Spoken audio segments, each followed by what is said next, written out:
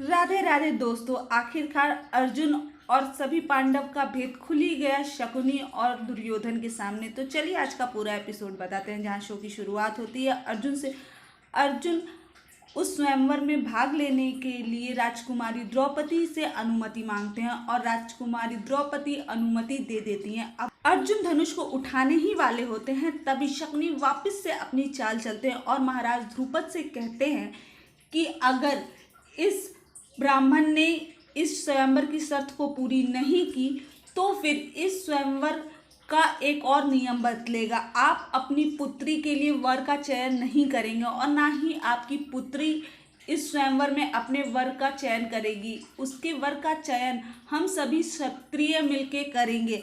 आपको अगर मंजूर है तो फिर इस ब्राह्मण से कहिए कि वो धनुष को उठाए। अब द्रुपद तो इस बात को सुनकर थोड़ा परेशान हो जाते हैं, लेकिन द्रौपदी सोचती है कि जब ये ब्राह्मण यहाँ तक चला आया स्वयंवर में तो जरूर मेरे हरि भी मेरे आगे मदद करेंगे और जो कुछ भी होगा उनकी इच्छा के अनुसार होगा। इसलिए वो कहती हैं ठीक है, मुझे मंजूर है।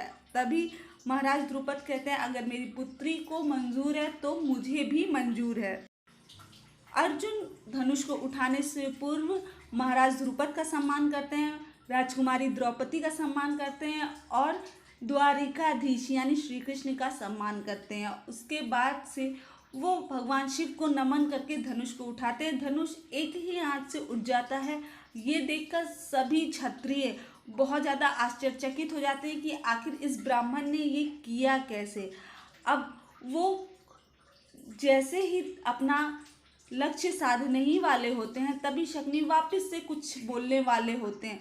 तभी श्री कृष्ण उसमें से छेप करते हैं और कहते हैं कि अभी आप मौन रहिए, बार बार आप क्यों इस स्वयंवर में हस्तक्षेप कर रहे हैं, और वैसे भी सब कुछ नियम के अनुसार हो रहा है और आपकी शर्त भी मानी है, उसके बाद भी आप क्यों बार बार बोल रहे हैं। स्वयंवर की प्रक्रिया को आगे बढ़ने दीजिए। अब अर्जुन लक्ष्य साधते हैं और वो भी पंच बाण से। ये देखकर कर्ण बहुत ज़्यादा आश्चर्यचकित हो जाते हैं। वो कहते हैं कि आखिर कोई साधारण व्यक्ति ऐसा कर कैसे सकता है, ये तो सिर्फ एक ही व्यक्ति कर सकता था। और उसे तुरंत याद आ जाता है कि ऐसा अर्जुन कर सकता था। अब ये बात जैसे ही दिमाग में आता है वो तुरंत ही दुर्योधन और शकुनी से बताता है कहीं ये अर्जुन तो नहीं है।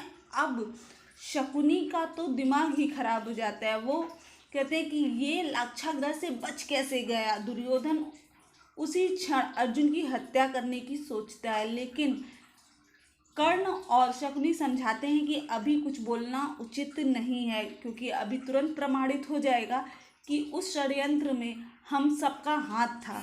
अर्जुन लक्ष्य साधते हैं और निशाना लग जाता है। ये देखकर सभी लोग बहुत ज़्यादा खुश होते हैं। द्रौपदी बहुत ज़्यादा खुश होती है और वो वरमाला लेके आती हैं, अर्जुन के गले में डाल देती हैं और अर्जुन भी द्रौपदी के गले में वरमाला डाल देते हैं। अब इधर दुर्योधन शकुनी का खून बहुत ज़्यादा खौल रहा था।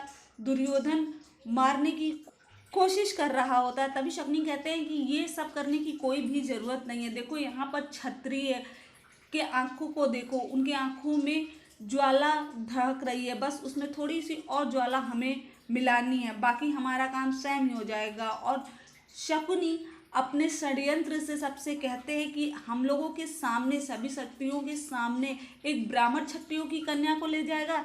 क्या आपका ये सब देखकर खून नहीं खौला है? क्या रक्त आप लोगों का सूख गया है? बस क्या था, सभी के सभी क्षत्रिय भड़क जाते हैं।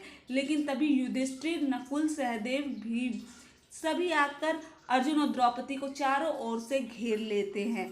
अब वो लोग आक्रमण करने ही वाले होते हैं, तभी वहाँ पर श्री कृष्ण आते और कहते हैं कि सब लोग वहीं ठहर जाइए, अन्यथा परिणाम अच्छा नहीं होगा। यहाँ इस स्वयंवर में जो कुछ भी हुआ वो सब कुछ नियम के अनुसार हुआ। और सबसे बड़ी बात दुर्योधन, तुम मेरे संबंधी हो, इस वजह से मैं सिर्फ तुमसे बात कर रहा हूँ, नहीं तो इस समय बात नहीं हो रही होती। तुम ठहर जाओ, तुमने क्या क्या किया है मुझे सब कुछ पता है, बस मैं कुछ कह नहीं रहा हूँ तुमसे, सिर्फ बात कर रहा हूँ। ब्राह्मण हत्या एक पाप है और इस पाप को मैं नहीं होने दे सकता। स्वयंवर नियम अनुसार हुआ और अगर किसी ने इसके विरुद्ध कुछ करने की कोशिश की तो मेरा हस्तक्षेप अनिवार्य हो जाएगा। सभी वासुदेव श्री कृष्ण की चेतावनी से डर जाते हैं और पीछे हट जाते हैं। द्रौपदी और अर्जुन बहुत ज़्यादा प्रसन्न हो जाते हैं। आज का एपिसोड तो यहीं ख़त्म हो जाता है।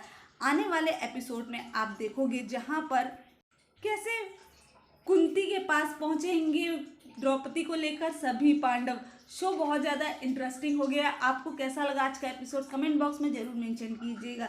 वीडियो को लाइक शेयर कीजिएगा और अगर अभी तक चैनल को सब्सक्राइब नहीं किया तो फटाफट से चैनल को सब्सक्राइब कर लीजिए। और आप सभी को रक्षाबंधन की हार्दिक शुभकामनाएं। धन्यवाद।